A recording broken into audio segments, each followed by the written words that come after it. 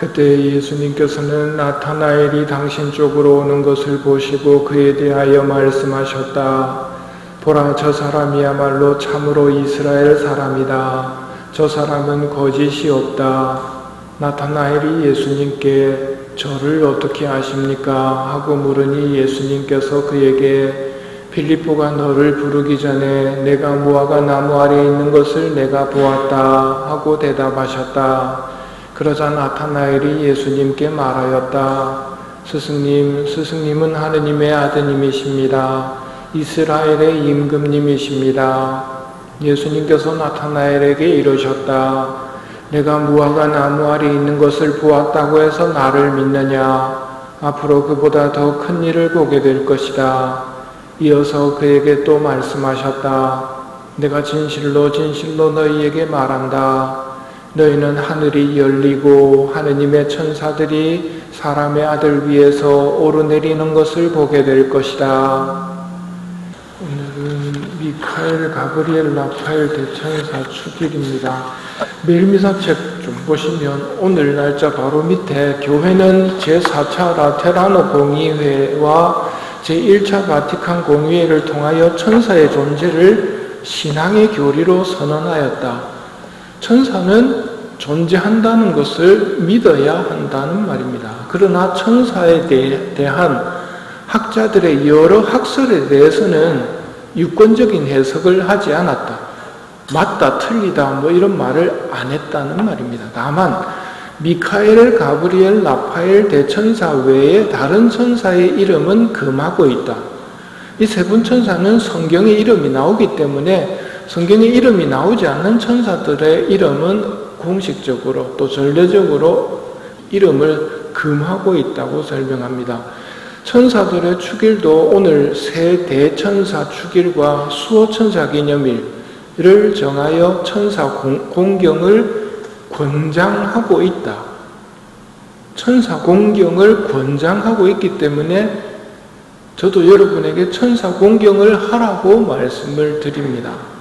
고피 신부님을 통해 주신 성모님의 메시지를 보면 미카엘 대천사에게 맡겨진 임무는 너희에 대한 사탄의 무서운 공격에서 너희를 지켜주는 일이다. 사탄이 즐겨 사용하는 무기는 악마적인 암시와 불순결의 유혹이다 하고 사탄이 즐겨 쓰는 무기, 즐겨 쓰는 미끼를 알려주십니다. 악마적인 암시, 열심하고 잘하려는 사람에게 쓰는 미끼인데요.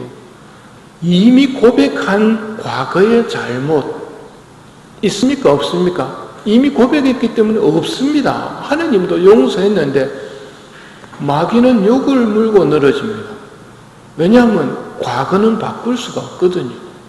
네 옛날에 그 일을 생각해봐라 하면서 악마적인 암시를 하나 툭 던지면 기도하다 말고 그게 회개인 줄 알고 그걸 덥석 물고는 계속 가슴만 치고 있단 말입니다. 이건 마귀가 쓰는 미끼를 문 겁니다. 내가 고백했다면 이미 고백한 죄나 과거의 잘못 혹은 순간적으로 떠오르는 생각들, 그 중에서도 불순결의 유혹, 이런 것들이 떠오르면 내 탓이다고 막 가슴을 치는데 내 탓이 아니고 마귀가 지금 옆에서 속삭이고 있는 겁니다. 그러니 이 두 가지를 만났을 때 어떡하라고요? 미카엘 대천사의 도움을 청하라는 말입니다. 미카엘 대천사가 그런 일을 하는 분이기 때문에.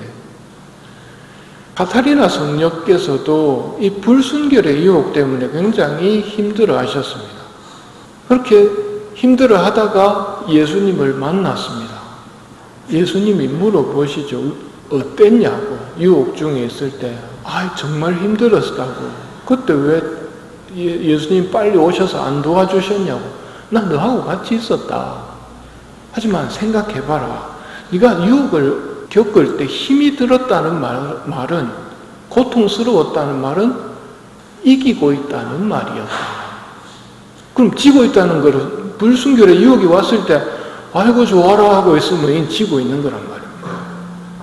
그것과 싸우고 있으면 아이고 망치켜라 하고 싸우고 있으면 되는데 지혜로운 사람은 자기가 싸우지 않고 미카엘 대천사를 부르면서 도움을 청하면 된단 말입니다. 그래서 이런 유혹들이 올 때 지혜롭게 미카엘 대천사와 수호천사의 도움을 받아서 성모성을 한번 바쳐버리면 이놈들이 성모님한테 대가리를 밟힐 거라는 말입니다. 가브리엘 대천사에게 맡겨진 소임은 하느님의 힘을 너희에게 옷으로 입혀주는 일이다. 그는 사탄이 너희에게 파놓은 위험한 함정에서 보호해 주시는 분이다. 우리는 사탄이 파놓은 함정을 모릅니다. 하지만 같은 천사인 가브리엘 대천사는 사탄이 파놓은 함정을 잘 알고 거기에 빠지지 않도록 지켜주신다는 말입니다. 그러면서 마귀가 우리에게 파놓는 위험한 함정이 어떤 건지 설명을 해주시는데 실망과 권태로 우리를 함정에 빠지게 한다고 성모님이 말씀하십니다. 신앙생활 하다가 겪어보셨을 겁니까? 실망하거나 권태로워가지고 기도생활 열심히 안 하고 점점 나태로 이끄는 것, 요걸 마귀가 함정으로 쓴단 말입니다. 그래서 신앙생활을 할 때 실망하게 되는 일이 생기거나 주위를 보거나 성직자 수도자를 통해 실망할 수도 있겠죠. 그때 유혹에 빠지지 않도록 가브리엘 대천사의 도움을 청하십시오. 신앙생활이 권태롭고 기도생활이 권태롭다면 가브리엘 대천사의 도움을 청하도록 하십시오. 라파엘 대천사의 임무는 내가 너희에게 알려준 길을 너희와 함께 가면서 너희의 모든 영적 질병을 고칠 약을 주는 일이다. 라파엘 대천사에 대해서는 성모님이 조금 설명을 달리 하시는데요. 너희에게 알려준 길을 너희와 함께 가면서 약을 주시는 분. 이거 뭐가 떠오릅니까? 토비트서가 떠올라야 됩니다. 토비트서를 보면 라파엘 대천사가 토비아와 함께 같이 가거든요. 토비아와 함께 가면서 토비아 집에 있는, 즉 토비트가 지금 시력을 잃어서 죽으려고 그럴 정도로 고통스럽습니다. 살아도 죽을 만큼 힘듭니다. 라파엘 대천사가 토비아와 함께 가면서 이거는 나중에 약으로 쓸 거니까 놔둬라 이렇게 일일이 다 일러줍니다. 그래서 그 두 사람을 고통으로부터 벗어나서 하느님을 찬미하는 삶으로 이끌어주는 일을 맡은 분이 라파엘 대천사입니다. 특히 라파엘 대천사에 대해서 강조를 하고 싶은 게 다시 눈을 뜨게 해주신 분이거든요. 우리도 신앙의 눈이 좀 뜨여야 됩니다. 사탄이 우리를 죄짓게 만들어 상처 입히고 우리의 비참함, 무능함, 약함 이런 것들을 팍 느끼게 만들면 신앙생활은 권태로움하고는 다르게 그냥 또 기도로부터 손 놓도록 만들거든요. 이럴 때 우리 상처의 원인이 되는 비겁이나 냉담, 이기심, 탐욕, 무욕, 명예욕을 고쳐주시는 분이 라파엘 대천사란 말입니다. 성모님께서 이 세 분 대천사를 두고 하시는 말씀입니다. 너희는 언제나 그들과 함께 지내야 한다. 천사들하고 같이 지내는 사람이 지혜로운 사람이고 하늘나라로 가는 데 있어서 참 안전한 길을 걷는 사람입니다. 너희는 언제나 그들과 함께 지내야 한다. 대천사들은 너희 곁에 있으면서 힘과 용기를 주고 너희의 숱한 상처를 치유하고 너희를 악에서 보호한다. 대천사 주기인 오늘을 특히 우리가 눈을 뜨기를 바라고 있어야 됩니다. 대천사를 보내신 분은 우리 아버지입니다. 우리 아버지께서 우리를 위해서 대천사를 보내셨습니다. 이런 하느님의 선하심에 눈을 떠야 합니다. 우리는 흔히 손가락으로 가리키면 손가락만 쳐다보는데 손가락이 가리키는 방향은, 대천사들이 가리키는 방향은 하느님입니다. 대천사들이 우리를 지키고 보호할 수 있는 그 모든 힘이 어디에서 오는가? 하느님이란 말입니다. 대천사도 우리를 위해서 보내신 분이 하느님이라는 것이죠. 우리 아버지가 얼마나 선하신 분인지, 우리 아버지가 얼마나 힘이 센 분인지, 우리 아버지가 얼마나 아름다운 분인지를 깨닫는 것은 큰 기쁨입니다. 이렇게 되려면 라파엘 대천사의 치유가 필요하죠. 눈이 뜨여야 됩니다. 토빗기가 끝나면서 라파엘 대천사가 자기 스스로를 드러내는 장면입니다. 선을 행하여라. 그러면 악이 너희에게 닥치지 않을 것이다.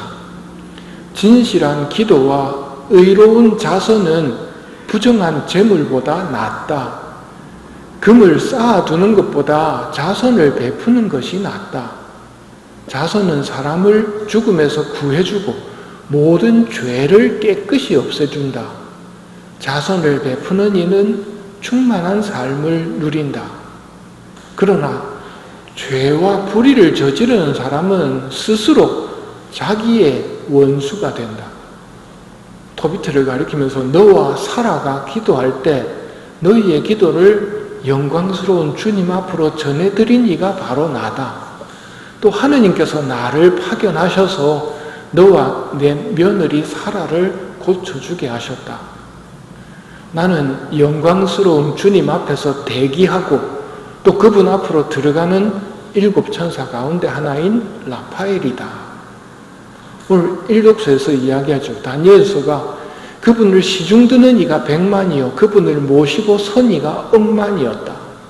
주님 앞에서 대기하고 그분 앞으로 들어가는 천사 가운데 하나가 바로 나 라파엘이다 하고 이야기하자 충격을 받은 두 사람은 얼굴을 땅에 대고 두려워하였다.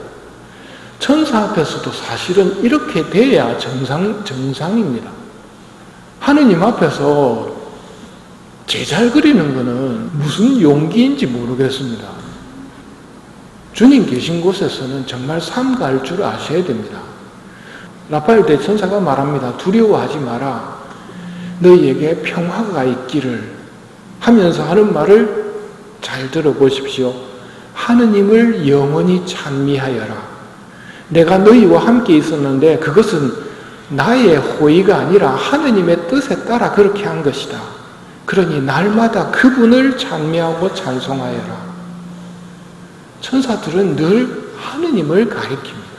그리고 우리를 하느님께로 당기는 역할을 하시는 분들이 대천사입니다.